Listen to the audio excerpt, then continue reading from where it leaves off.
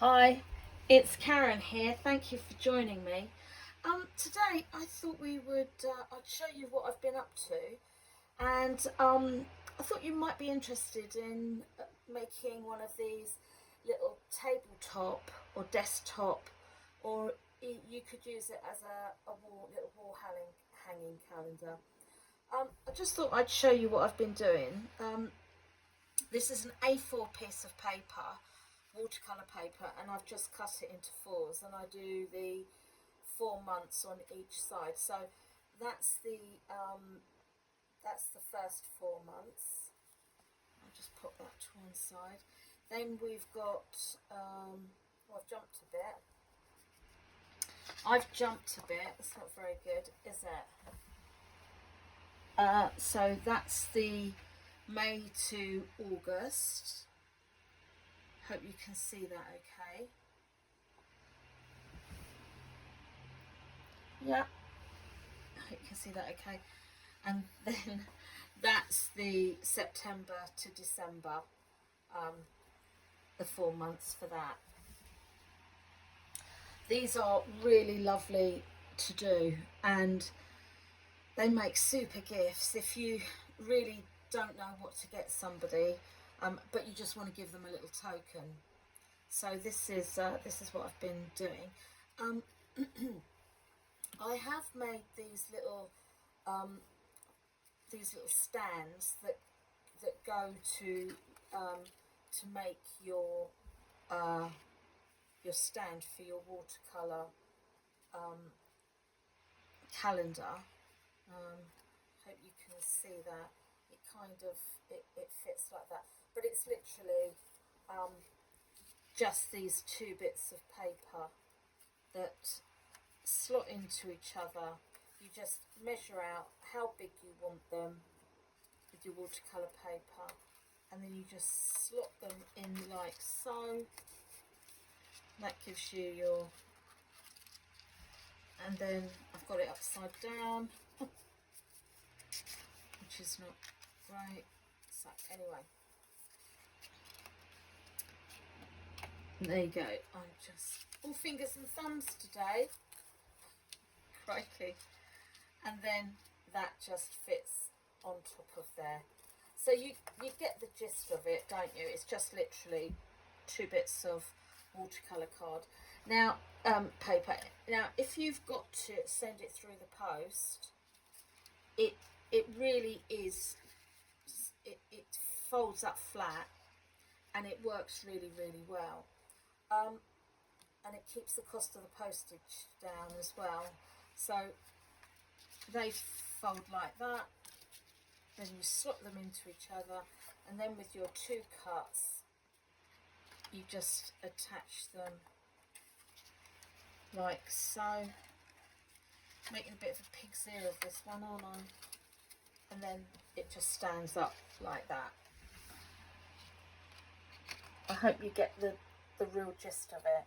If you have any problems, just and you want to make one of these, just message me and I'll get back to you. So anyway, that's what I like to do. And if you're like me and you want to send a few out, I print these and then cut them afterwards. But if you only want to make just one, what I do is I print them out, and I've got all the months here already printed out, and then I paint individually which one I want to paint. So that's how I do it. Now, I went onto the internet and got some royalty-free calendar printouts. So that's what I did. But if you wanted to, you could just do this but mark them down in your own writing. That would be nice too. It's absolutely up to you. Now, if you don't want to send this as a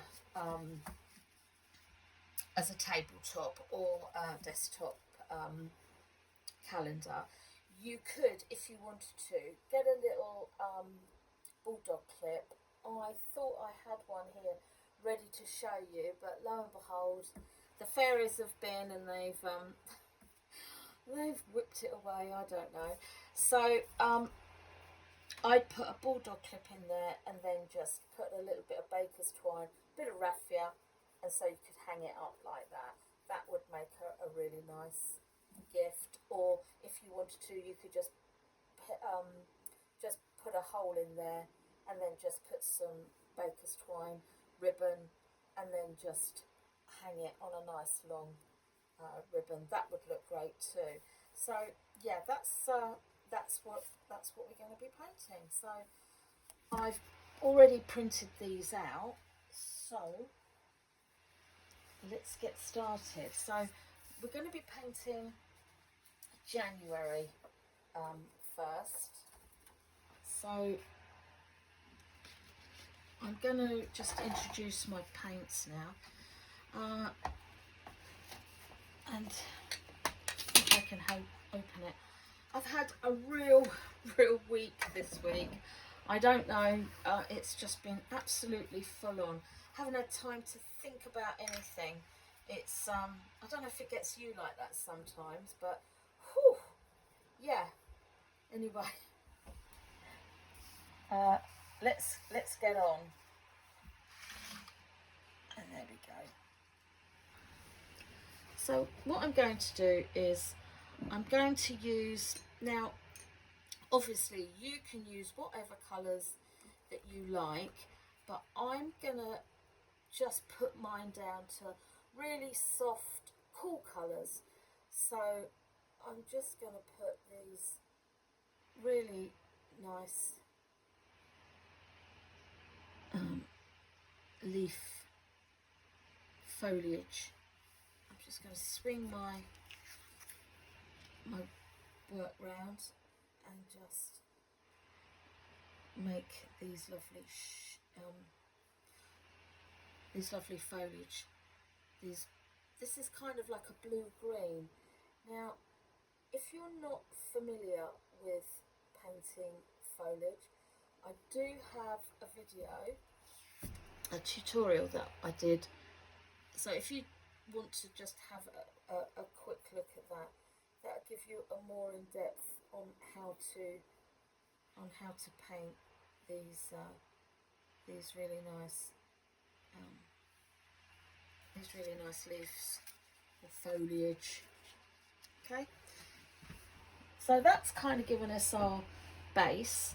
Now I like to break this down because it is, you know, there's 12 months, so we'll be doing 12 paintings. I kind of want to keep it as simple as possible, so I'm just kind of just going to put these really nice marks in, just to give me the feel of the wreath. Now, January, what does it conjure up for you? I think of January in colours, to be honest. So I think of evergreens and you know, that kind of thing. So I think I'm going to put some really nice evergreens in and just lightly put those in like so.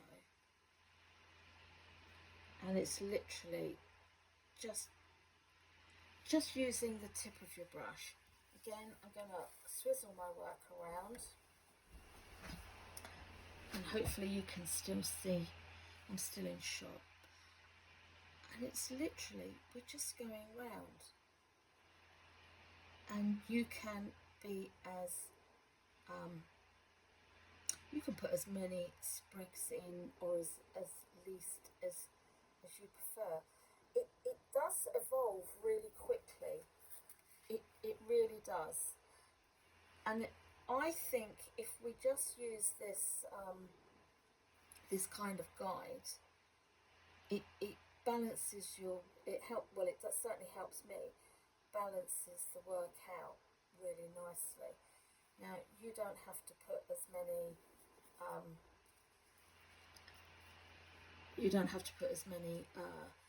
of these evergreens in.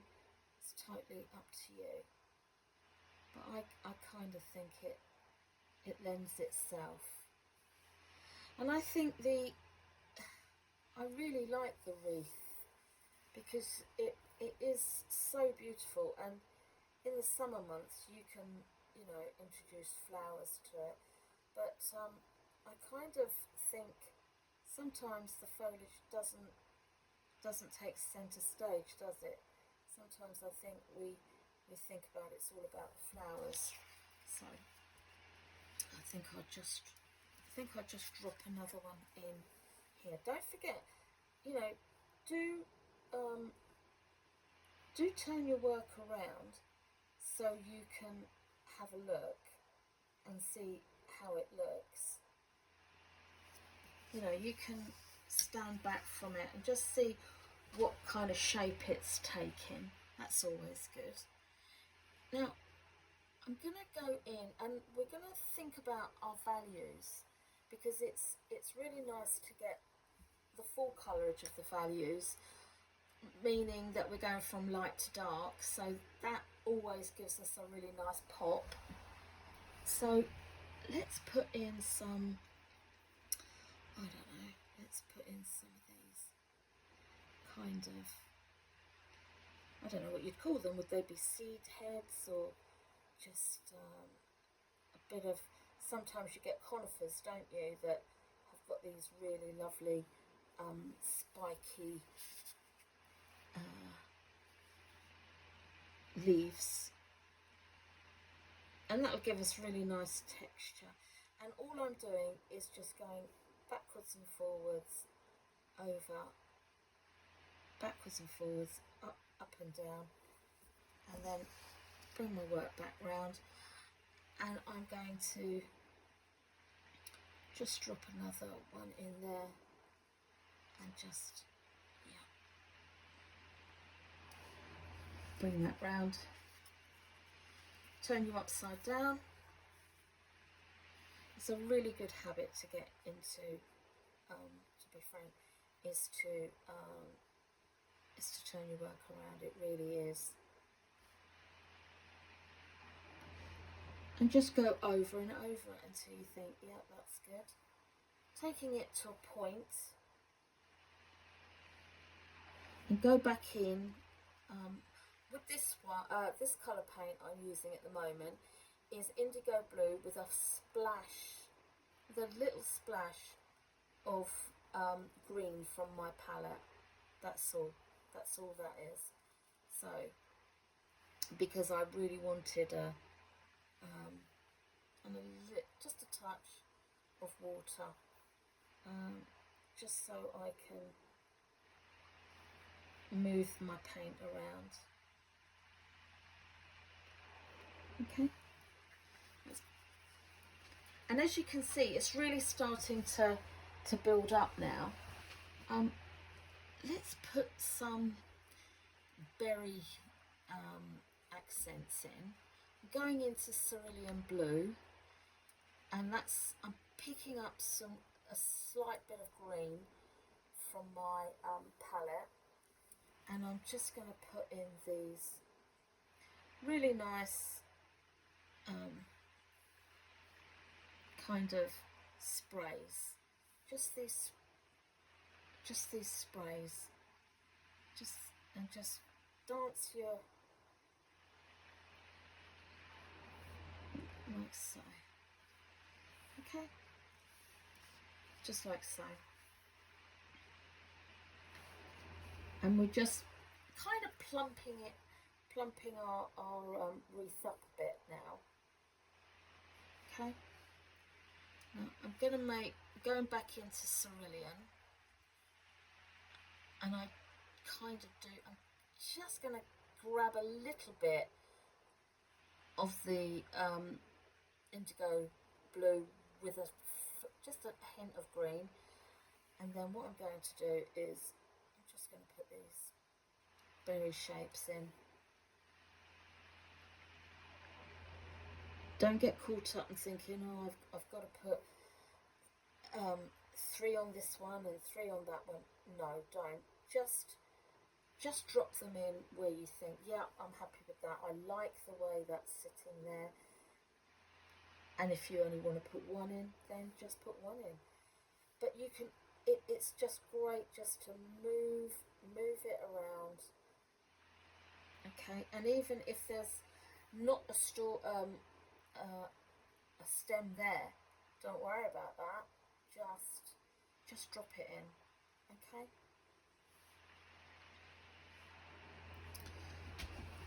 And when you think, yep, I like that. If you want to put another one in there, absolutely do that. It's very, very forgiving. Now I'm gonna go into indigo blue now, because I do want some really nice dark colours in here now. And what I'm going to do is I'm just going to put these very, very, almost like they're almost like a seed head, but not really. You just drop them in. Okay, let's switch that round. And where you see a space, think, yeah, I'm just going to drop that in there. Doesn't have to be perfect, it really doesn't. It's giving us this lovely wintry feel, because it's not many flowers about, is there really?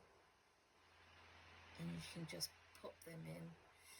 And if you want to, which I think really adds a nice effect, you can go over what you've already done. That gives you a really nice effect too. I'm just going to drop another one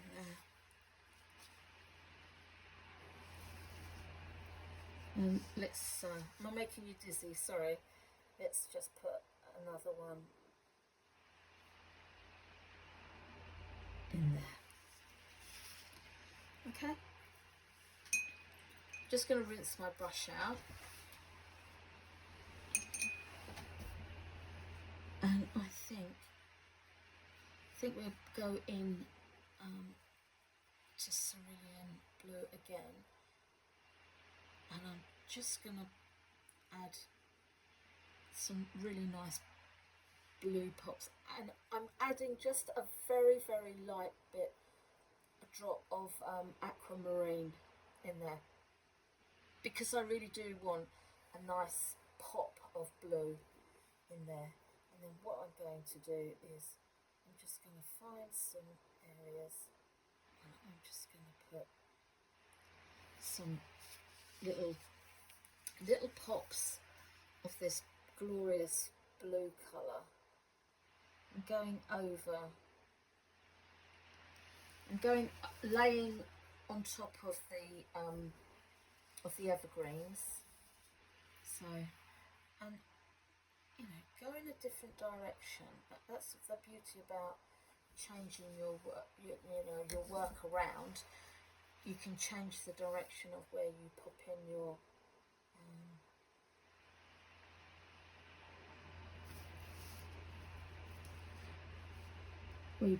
leaves. Just going to make that tiny, tiny bit blue, I think. And I'm just going to just drop them there. Don't be afraid to go outside of your wreath. You know, you can pull it out, because you've got all this really nice border that we've left. Also, what I find which really helps, if you get something as a template that you can draw around, you know, like an egg cup or something like that, or a small mug or something that will be consistent size, just use that to go round, just to draw your circle with, and then you can go round and fill up your lovely wreath as you want to. Now you can just put some little flores in there. Now it's coming along quite nicely now. Now I think what I will do, I'm just going to darken this green in. So this is Van Dyke Brown, and this is Van Dyke Brown, and I believe this is Forest Green. So just taking the excess off, and on here I'm just going to add a little darker, just a touch. Okay, it will just make your work stand out a little bit more, and it's lovely to mix the greens up, and just using the point, just the very point of our brush, and just flick that round like so. Again, I'm going to turn you on your head again. And again, we're just going to, not too much, you know, and be brave. Do some nice bold marks. That's always good. Okay. Now, if you've got your palette is well used like mine is, then, you know, dart about, grab a little bit of green from another bit of what you was working on before. It'll just change your tonal value up, which I think gives it a really nice effect. Now, if you think, yep, I like that, but I'm missing one here, I'd like to put a little one in there. Absolutely, go. Let's do that. Just a little, just to balance it up a touch. But we're not being a slave to it. We're not saying, oh, you know, it's got to be mirror image of the other side. Absolutely not. Absolutely not. This is about having fun and being relaxed and free. Okay. I'm just going to do this little chap here because I think he just needs just a little bit of fullness. Yeah, it's coming along. And as a final, I'm just going to, on these little berries that we put down, I'm just going to drop in just a little bit of indigo blue, just to ground it a little bit and to help with our values in our painting, to give us our darker values. And there we have it. Just move my paint out of the way, and there we have it. There's January. So I hope you paint along with me, and I'll do some more wreaths in some more months. So, you know, if it helps you, that would be brilliant. But there we go. There's January and March. So take care, have a good week, and please let me know how you're getting on. I'd really love to hear from you. And it's bye from me. Bye bye.